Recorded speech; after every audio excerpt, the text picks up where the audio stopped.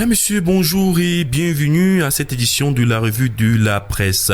Le quotidien vers émergence, titre route Douala-Bafoussam, une intervention en régie pour maintenir la circulation. Le point critique Bafang-Banja, colmaté par le ministère des Travaux publics. Les détails sont à retrouver à la page 5. Primeur Hebdo s'intéresse également ce matin aux travaux routiers et titre Grand chantier du Nord-Ouest. Bamenda, les inondations, c'est fini. Burns boucle les 23 ouvrages et assèche la ville. Alors que 6,5 km de la nouvelle traversée urbaine prennent forme, l'entreprise Burns vient de franchir un cap historique. Les 23 dallots et caniveaux géants sont achevés. Fini les eaux de ruissellement qui paralysaient la cité. Le journal nous renvoie les détails dans les pages 13 et 14.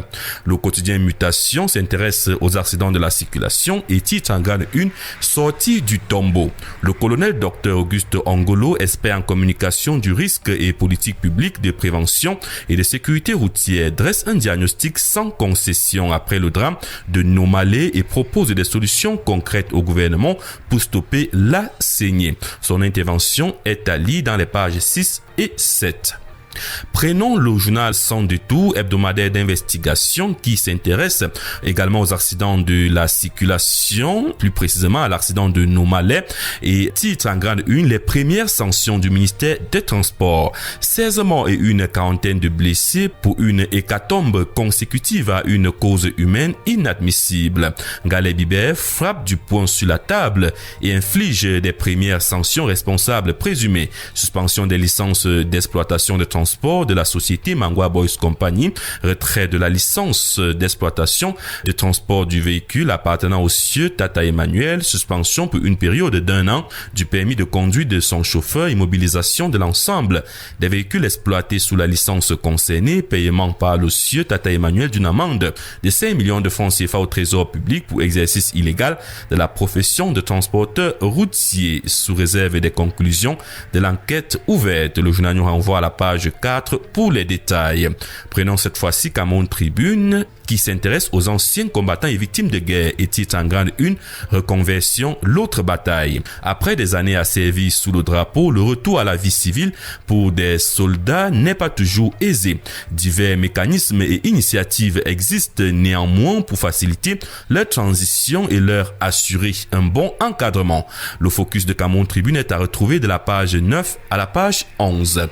Le quotidien d'information républicaine, le drapeau, titre éducation 2.0, le MINESEC intègre l'IA dans les classes.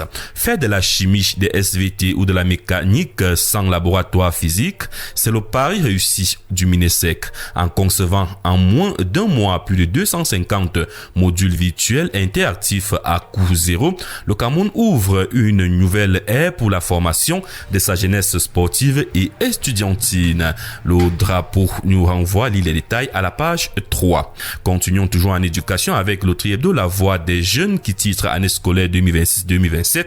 L'école reprend le 7 septembre. Le gouvernement a publié le calendrier officiel de l'année scolaire 2026-2027. La rentrée est fixée au 7 septembre pour une clôture le 30 juillet 2027. Nouveauté marquante, les établissements sont désormais invités à intégrer l'intelligence artificielle dans leurs pratiques pédagogiques. Le journal nous renvoie les détails à la page 3.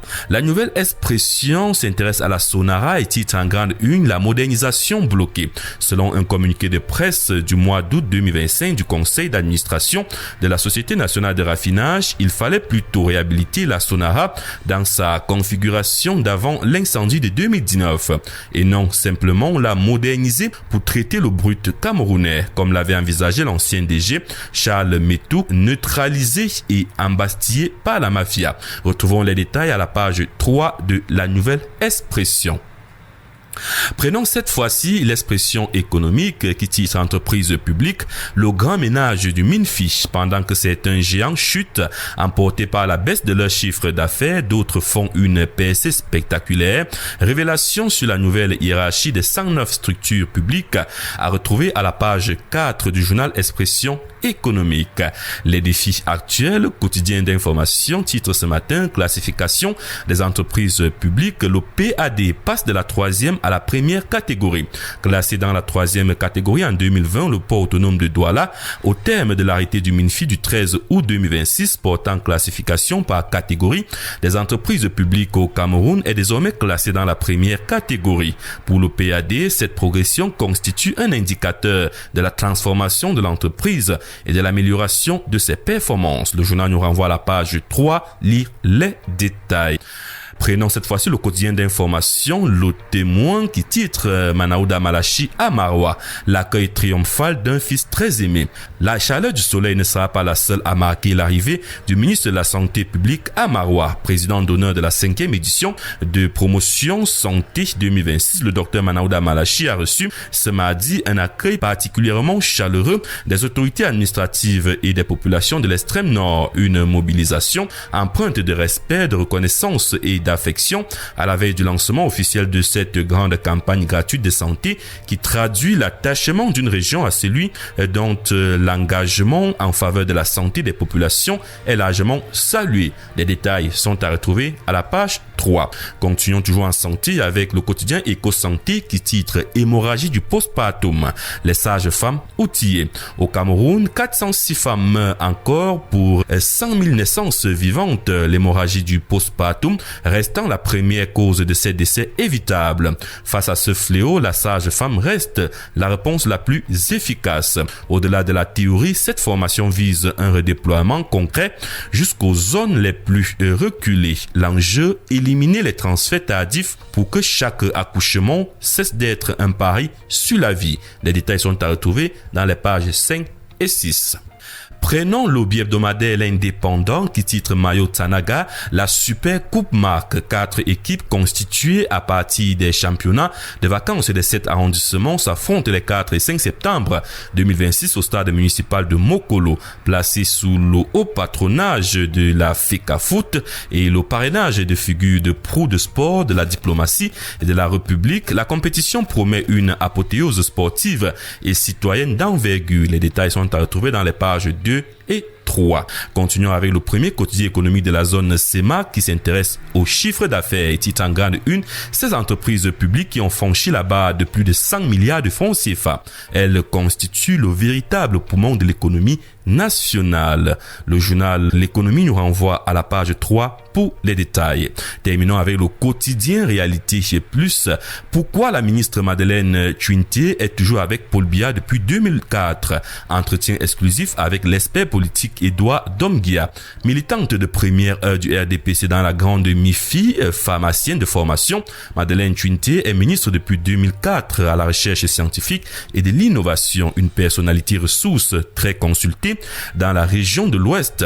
Edouard Domguia, expert politique, connaît Madeleine Tuinté depuis 1990. À l'Ouest, on ne parle pas des autres sans évoquer le nom de Madeleine Tuinté, une femme rare. Allons à la découverte d'une dame dynamique et silencieuse qui dirige avec succès le Minerési depuis décembre 2024. Le journal nous renvoie dans les pages 2, 3 et 4.